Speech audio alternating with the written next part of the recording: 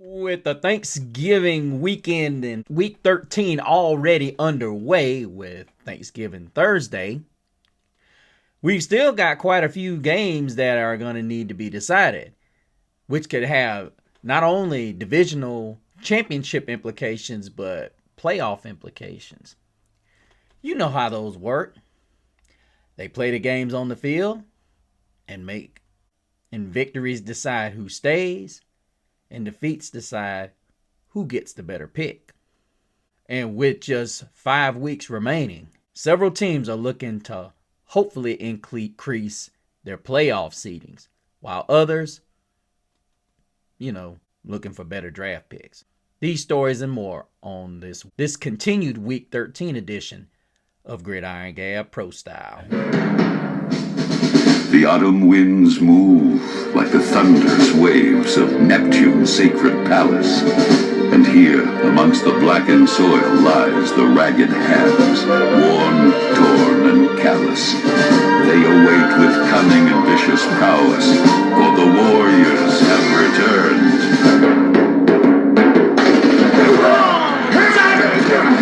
Come on, Dutch! Don't do it! Woo! No way! Woo! 85!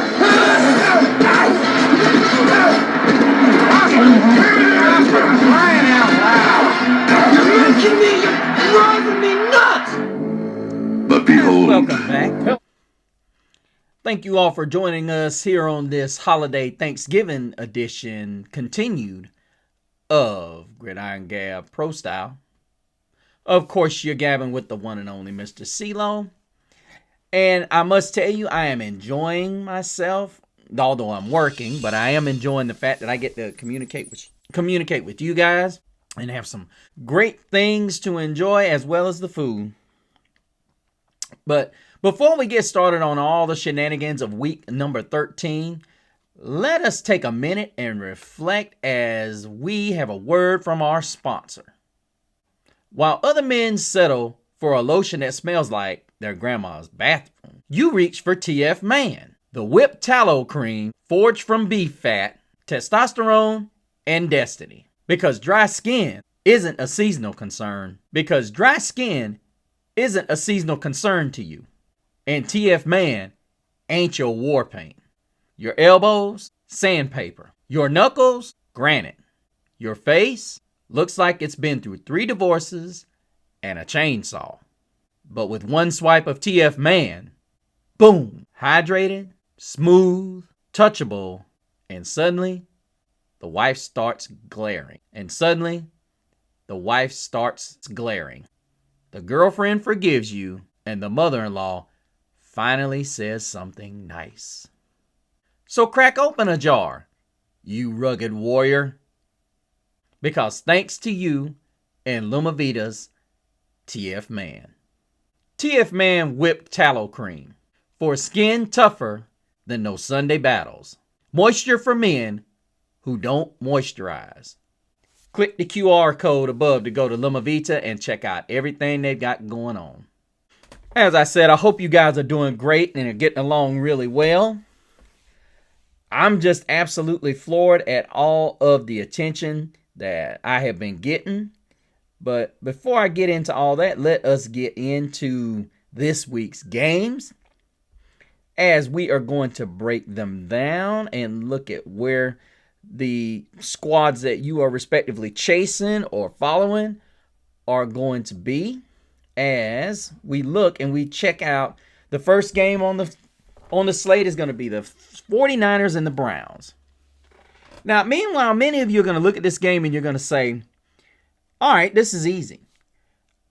That's not the case, because we can look at this game and immediately tell the Browns have a pass rush that is just absolute. Well, let me just say Myles Garrett. Myles Garrett is absolutely out of his mind right now. You're talking about, I think he has 15 sacks on the season, and there's 5 games left. But I'm sure Garrett's going to want to break it before week 17, because he doesn't want it to have an asterisk behind it, saying that he broke the record with an extra game. I'm pretty sure he's going to want to get there. If I recall correctly, the sack is 22 and a half.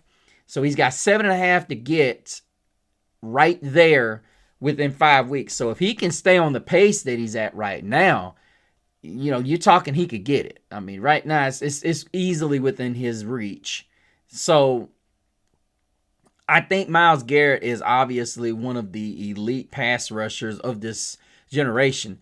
He's just a good freak of nature, somebody you want on your team. And I thought ultimately, I think ultimately he's gonna go down as one of the best players ever, or in that list of guys who is so good but was on bad teams. So I think with this Shedeur Sanders being, starting this week, it presents a very different element. I think when you look at this, where this team and this team being the Cleveland Browns, they're playing with house money. And that's cliche to say, but I mean, realistically, that is all you can say. And I think the question came up, should Shedeur Sanders start the remainder of the season? I mean, you're playing with house money, so, really, what do you lose by allowing this kid to start? I mean, you're not working for anything. I mean, and the question has always been, what do you expect out of Shedeur? I expect a lot, because the reality is he has not gotten his shot, and he has been talking all season about getting it. Now he's got it. That's why I'm expecting him a lot. If he's going to prove that he should have been the number 2 overall pick this season, there's your chance. So now Shedeur gets his shot. Now, what is he going to be able to do with it? I think ultimately you ran into a situation last week where, of course, it's the Raiders. I think he gets another matchup against a 49ers team that was very fortunate to face a football team last Monday night in the Carolina Panthers who couldn't get out of their own way offensively. And like I said, at the end of the day, I think the Browns have nothing but house money to play with. I think ultimately, you don't want to be in a situation where you keep hurting your draft stock, because ultimately there are a lot of key pieces you can get in the draft this year to either boost your offense or boost your defense. I don't think this defense for the Browns needs to get any better.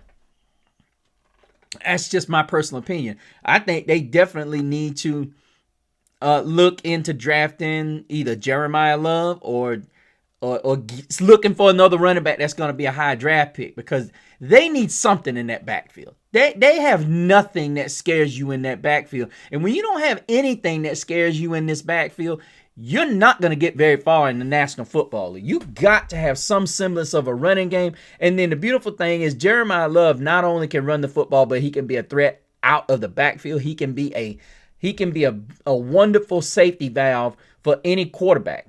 Now, kind of like what Brock Purdy and Mac Jones depend on when they look at Christian McCaffrey.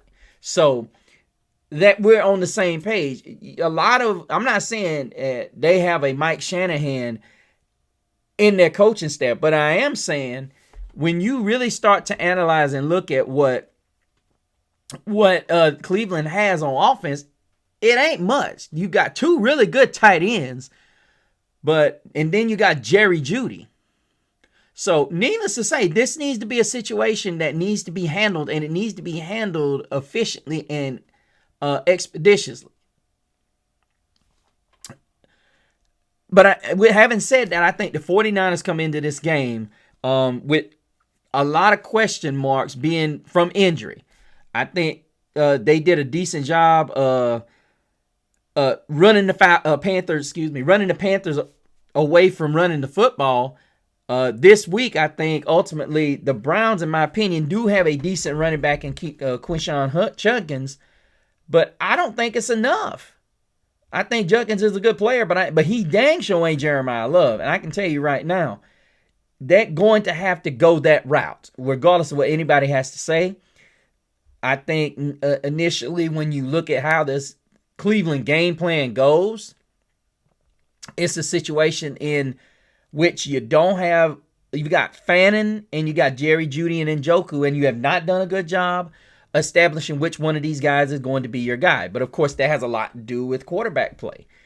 But I look at this situation and I say, it would not surprise me if Shedeur Sanders is able to do something half as remarkable as he did last week, because this San Francisco defense is not very good against the pass. But in retrospect, I think a lot of this is going to depend on Myles Garrett and this defense. I think ultimately that Shanahan's going to do the exact same thing he did last week, which is control the pace of the game with Christian McCaffrey and be able to force Myles Garrett to make a lot of decisions he's not going to want to do. And I think that is the reason why they're able to win this game. I think they're going to be able to hold Shedeur in check enough and be able to hold down Shedeur Sanders and Myles Garrett enough to win this game. Then let's move to a game. That at one time meant the division.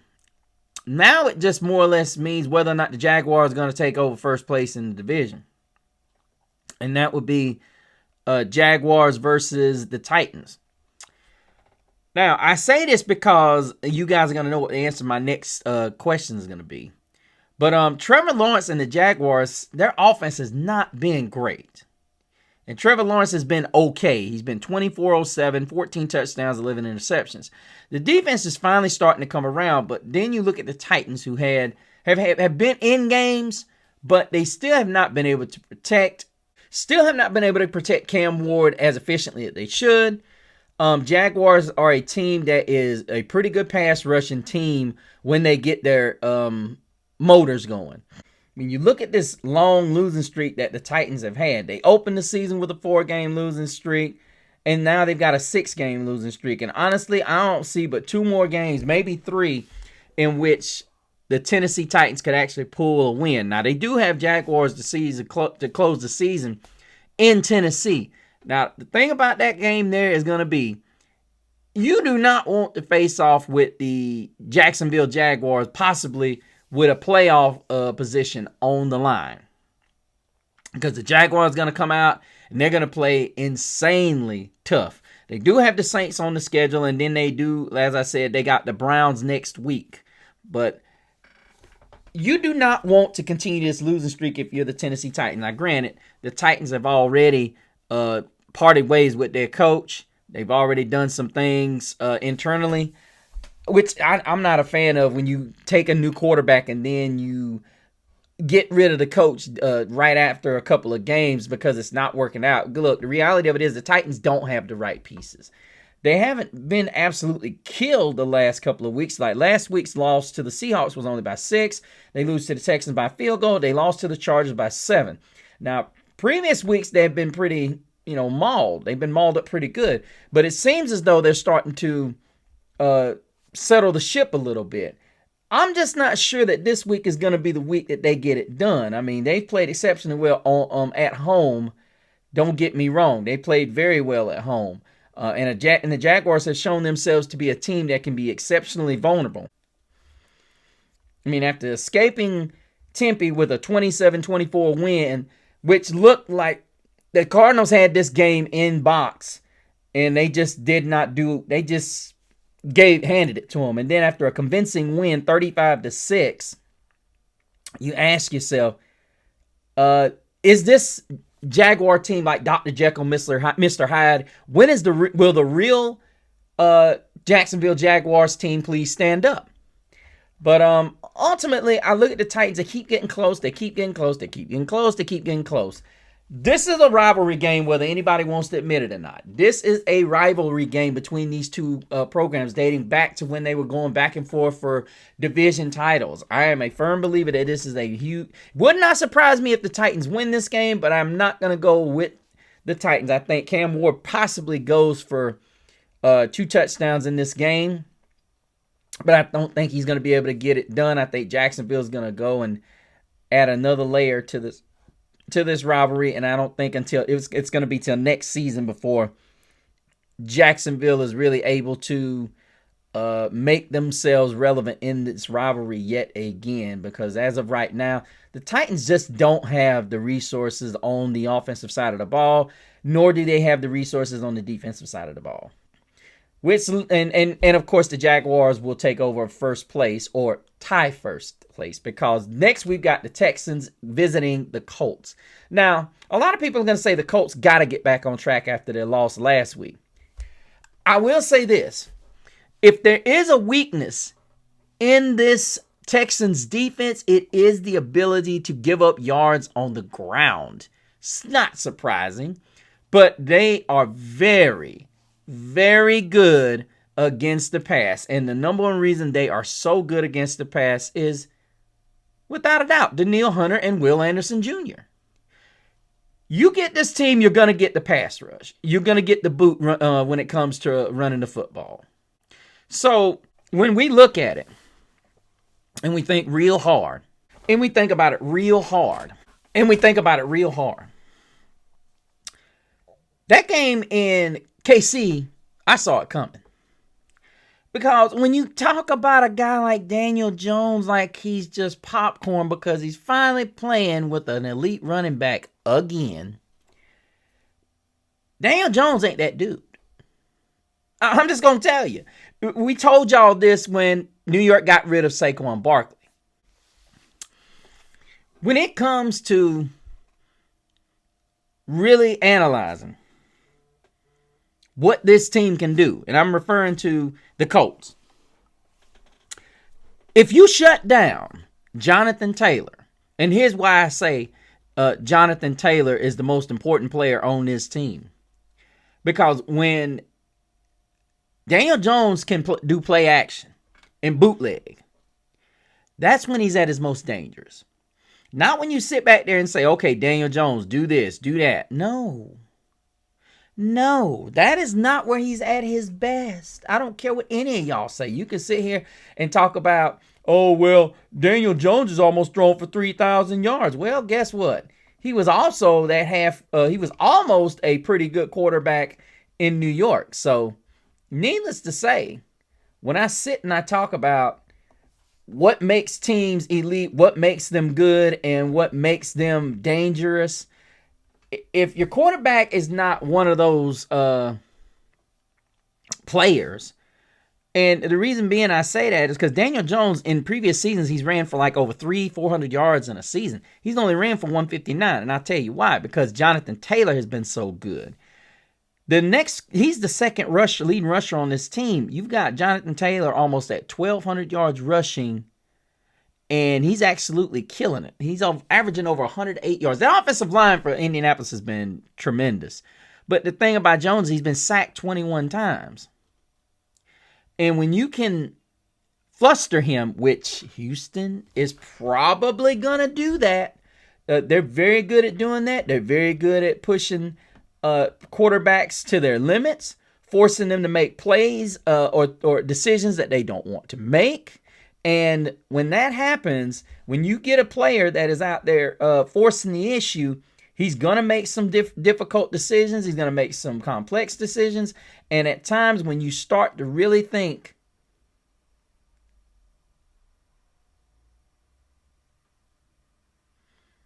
is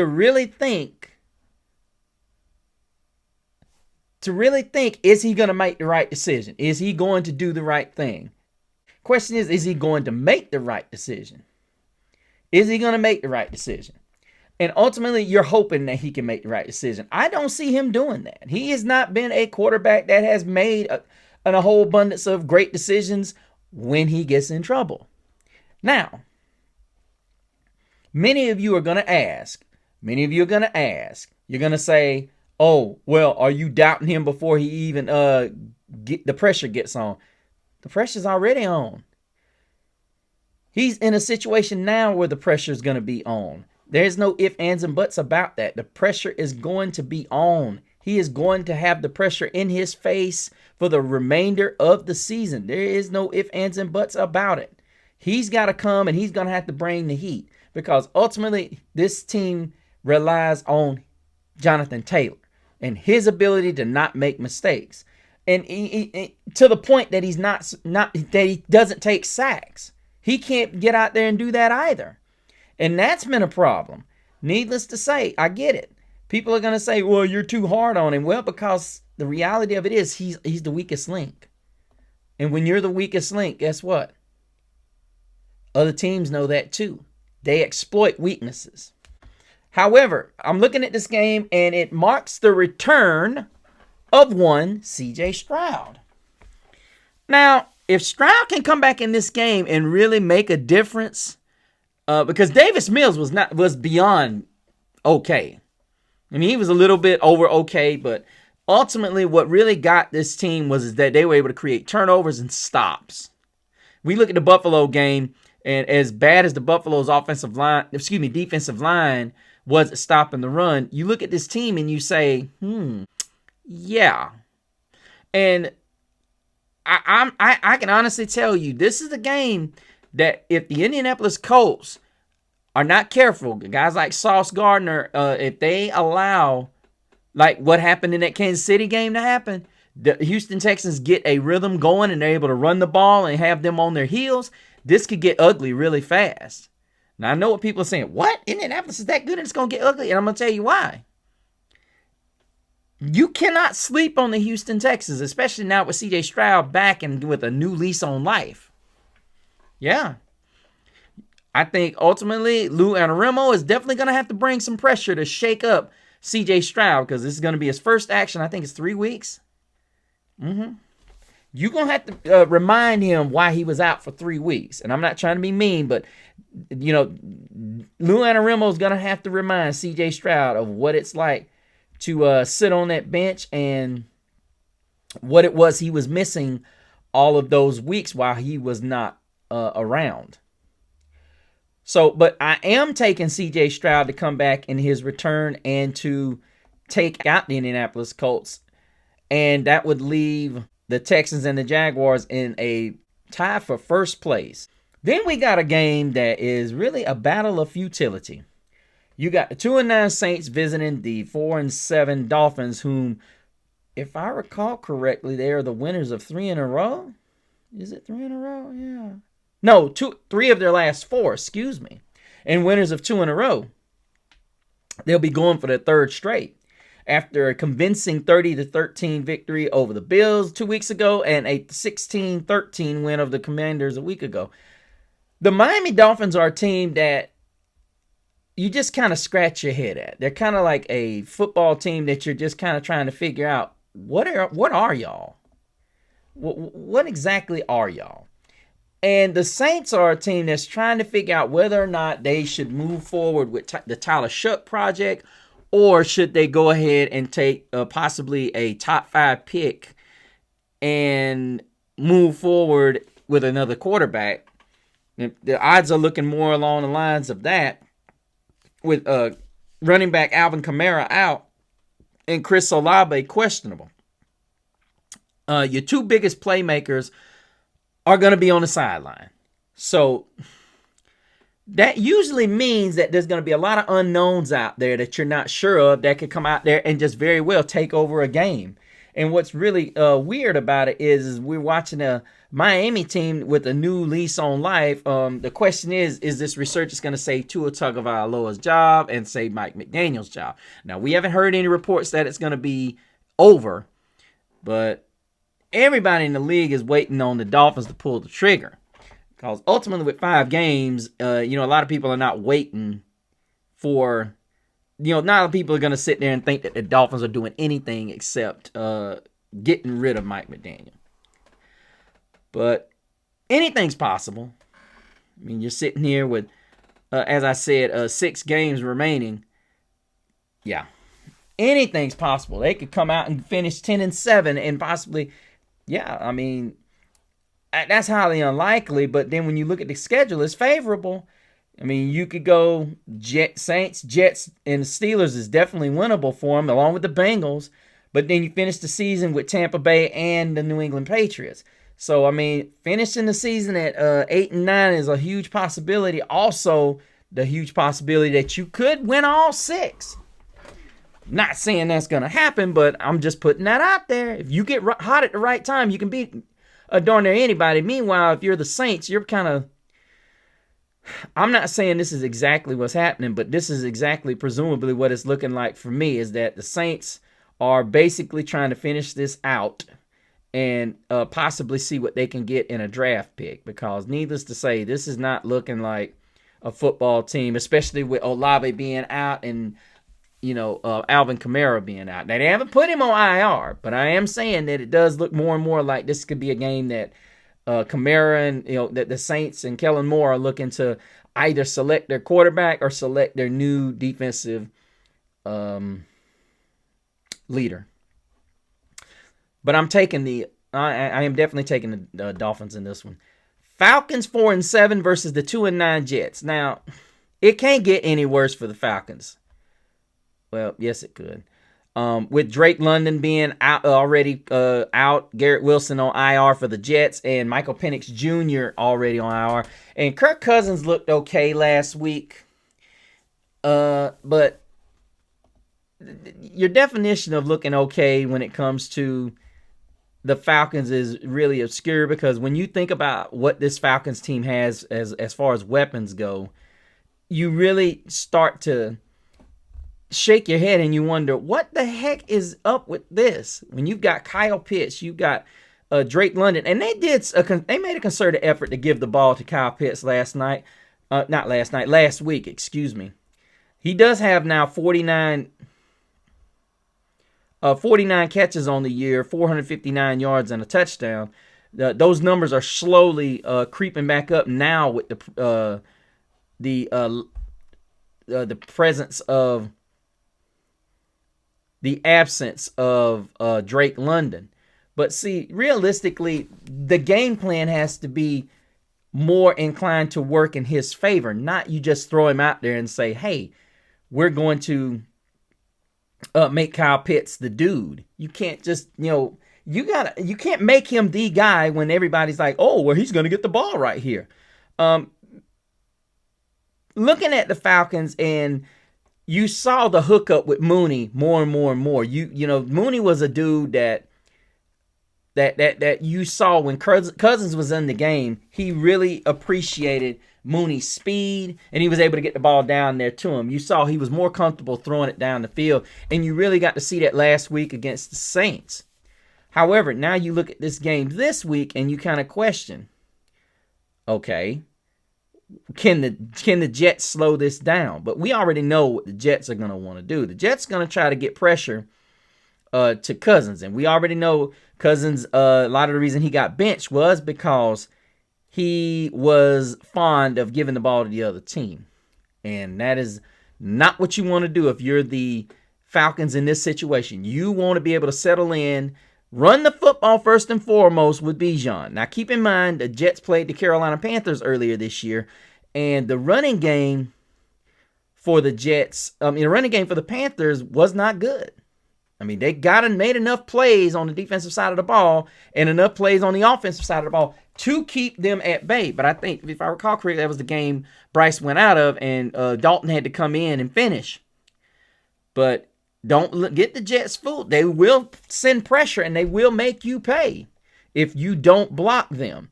However, I do think that the Falcons can be had in the run game.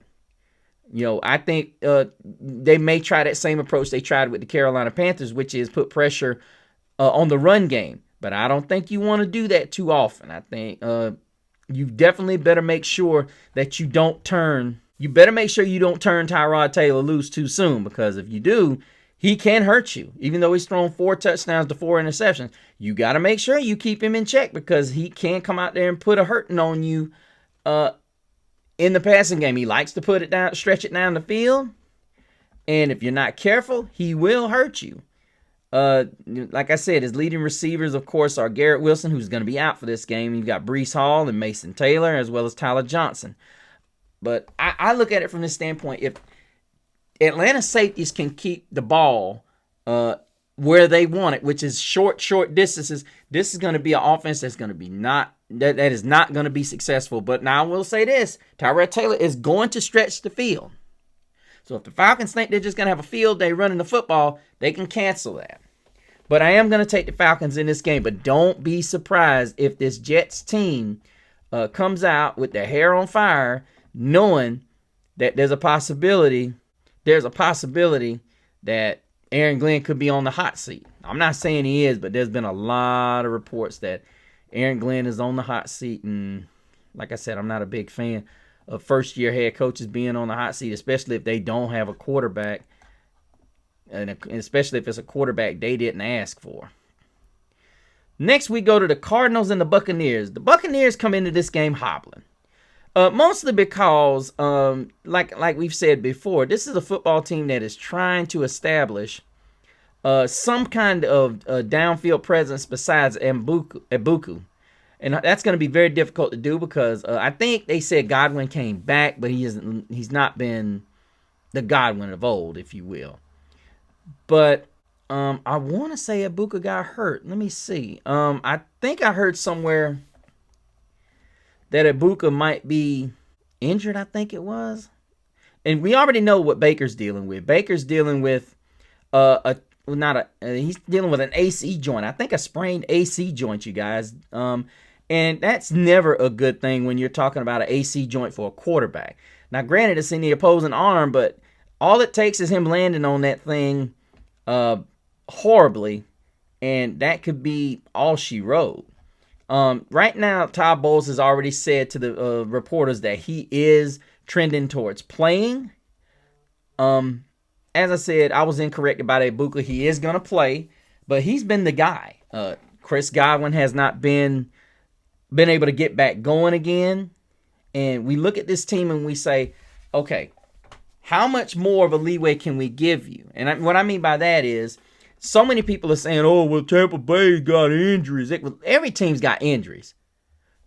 Tampa Bay's not unique that they're the only team in the National Football League that is dealing with injuries. You can't sit there and basically throw that as a excuse or some kind of crutch. Every team's dealing with injuries. It's just seemingly been much more difficult on the Buccaneers this season. Look, the Arizona Cardinals are dealing with their own injuries.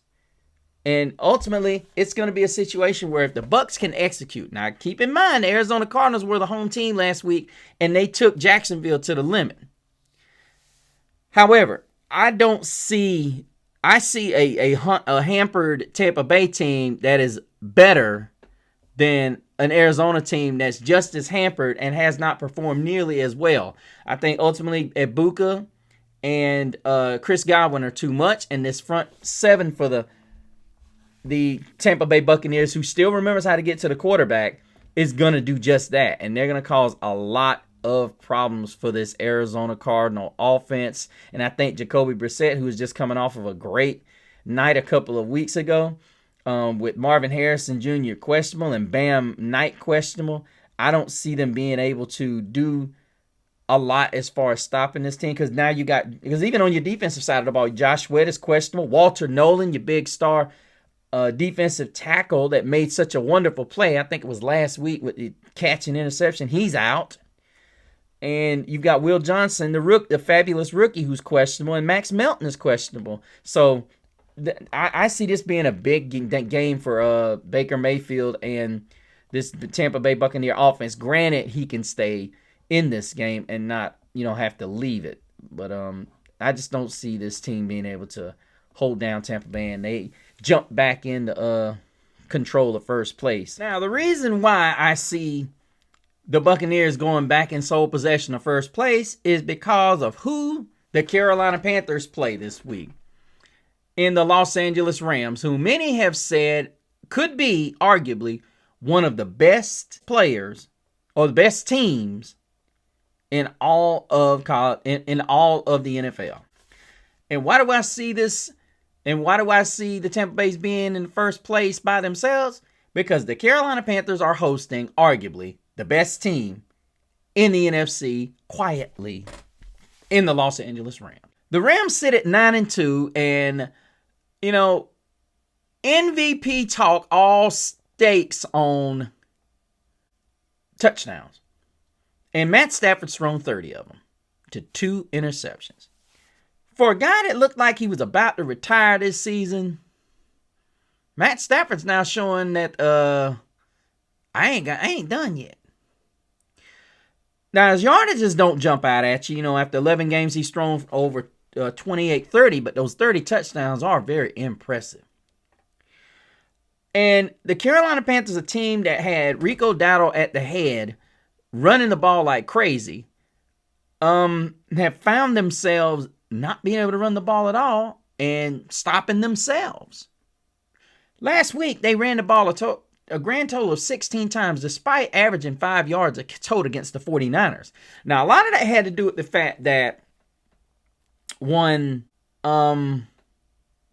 Shanahan did a great job keeping the Panthers off the field, which in turn, I'm assuming that it panicked one Dave Canellis into thinking that, hey, I got to pull the trigger. I got to run the football. I got to throw the ball.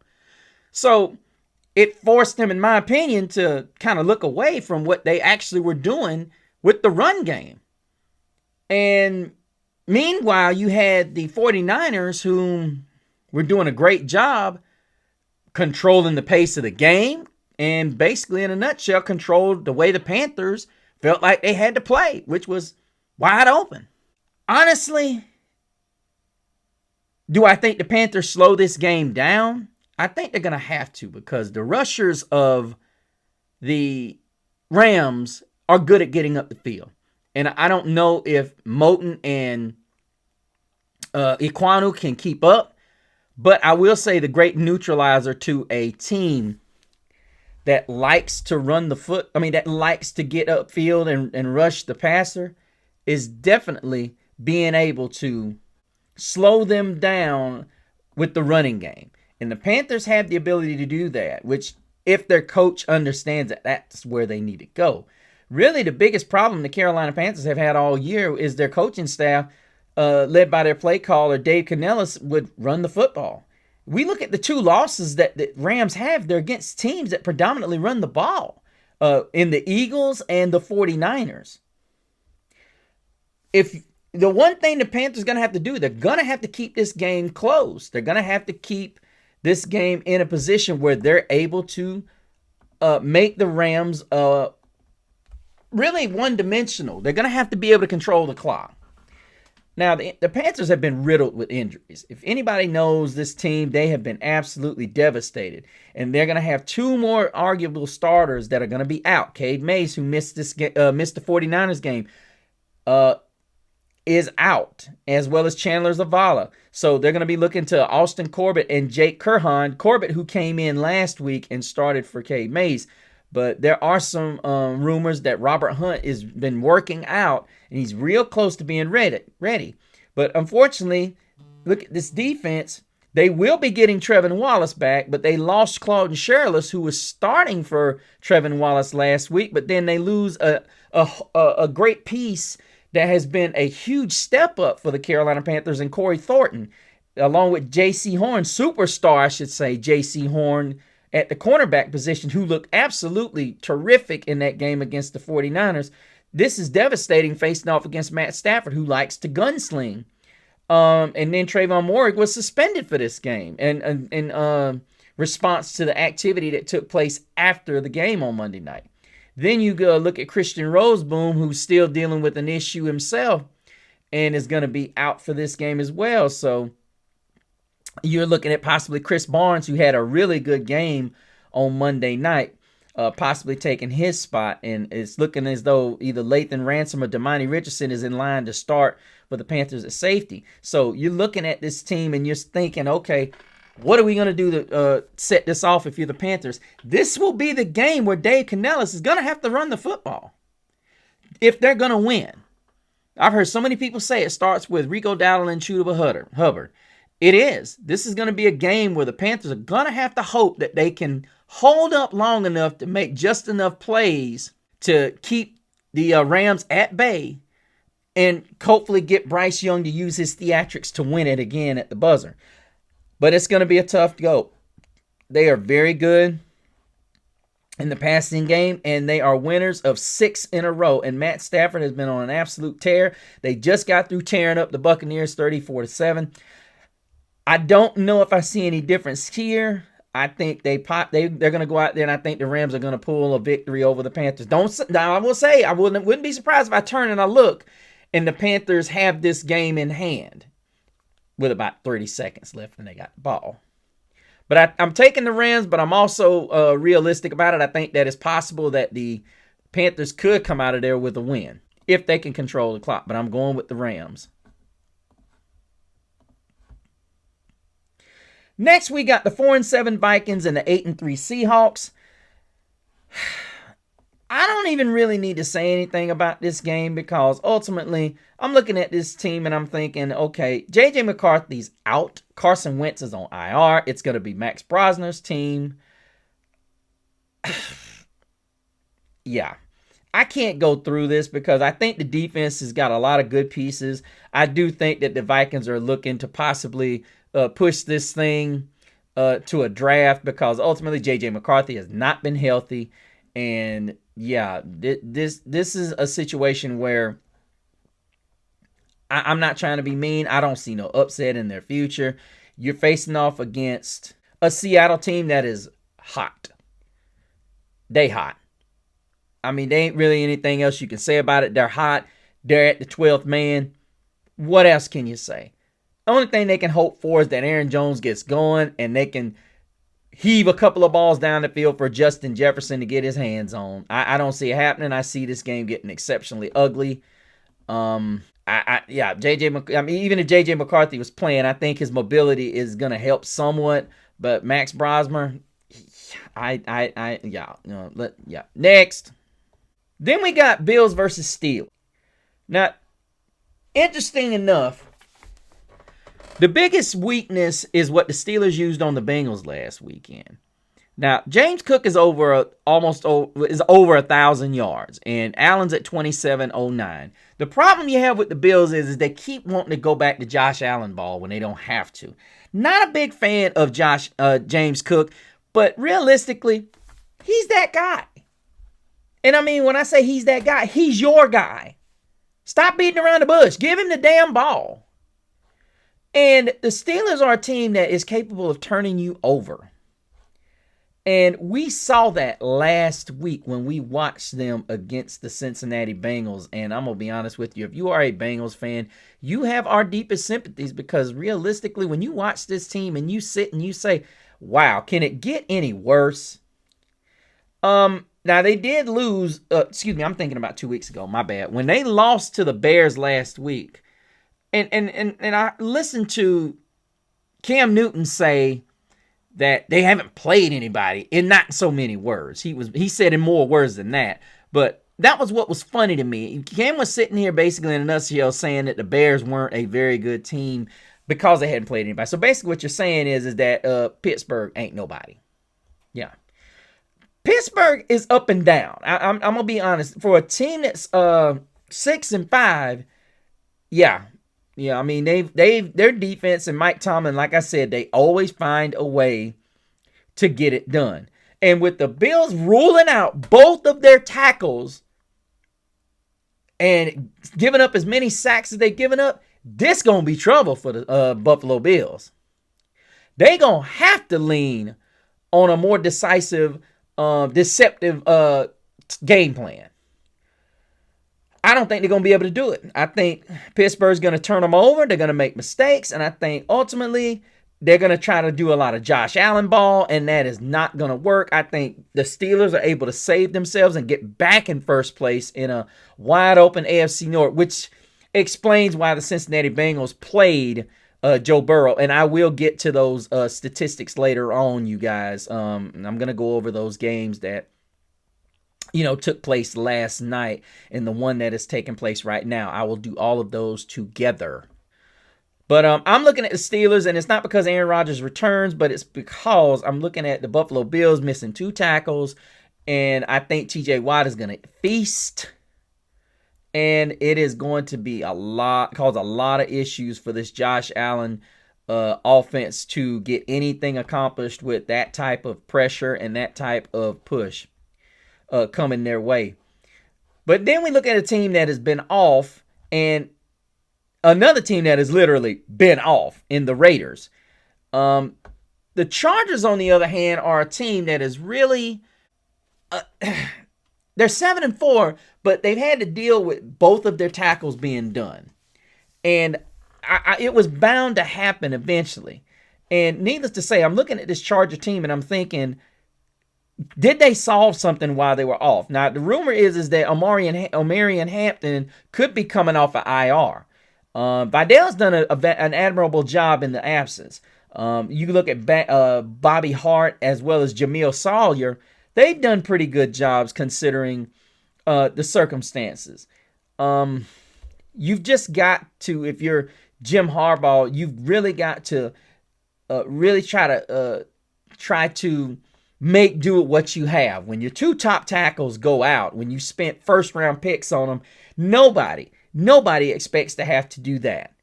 But I think ultimately they're gonna play pretty good, considering the circumstances. I think they're gonna be able to run the ball, and I think Justin Herbert's gonna be able to do a lot of the things that he does well.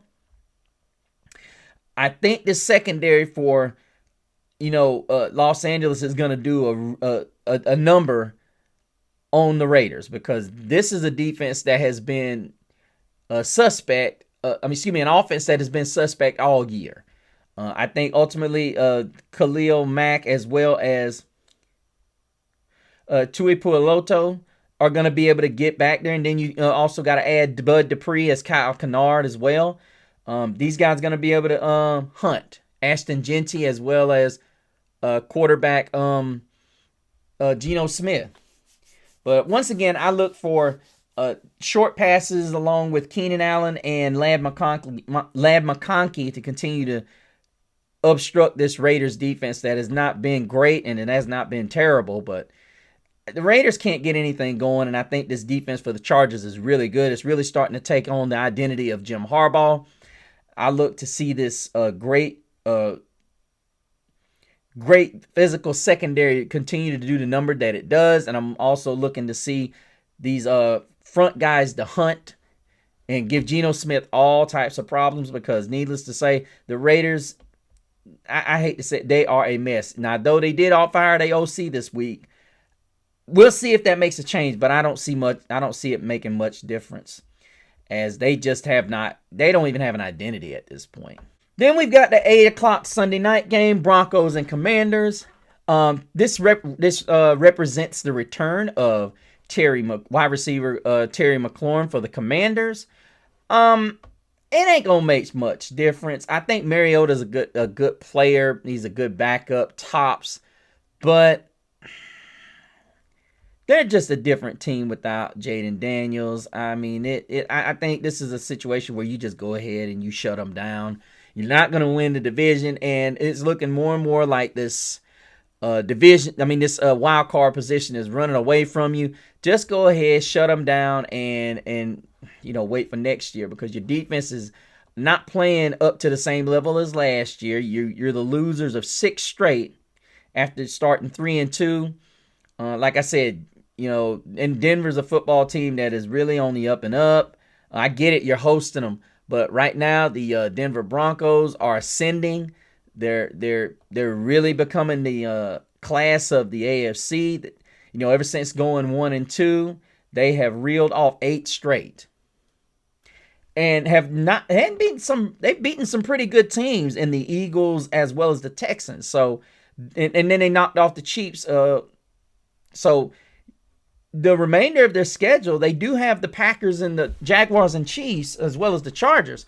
But this is a team that could be talking number 1 seed. So, yeah. As I said, I don't see much of a battle going here.